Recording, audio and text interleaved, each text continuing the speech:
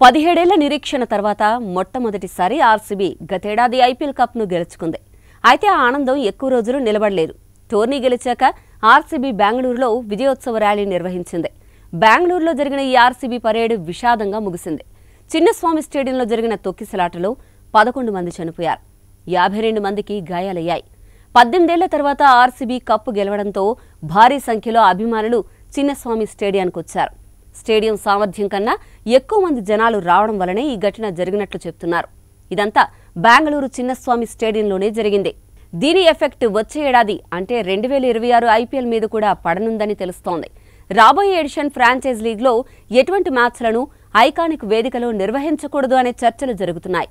దీంతో ఆర్సీబీ తన home మ్యాచ్లన్నింటినీ పుణేలోని Maharashtra cricket association స్టేడియంలో ఆడాల్సి ఉంటుందని చెప్తున్నారు. తొక్కిసలాట తర్వాత ఎం చిన్నస్వామి స్టేడియం ఎటువంటి కార్యక్రమాలను నిర్వహించడానికి అనర్హంగా ప్రకటించబడింది.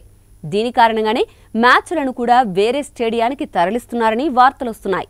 అయితే దీనికి సంబంధించి బీసీసీఐ ఇంకా ఎటువంటి క్లారిటీ ఇవ్వలేదు. దీనిపై చర్చలు జరుగుతున్న మాట వాస్తవమే కానీ దానిని ఇంకా నిర్ధారించలేదని తెలుస్తోంది.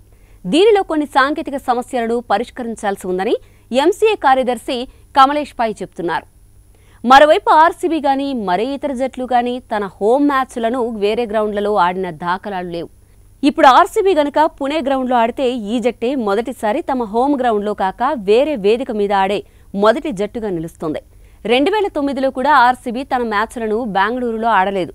అయితే అప్పుడు మొత్తం టోర్నమెంట్ను దక్షిణాఫ్రికాకు తరలించారు. అలాగే కోవిడ్ టైంలో కూడా.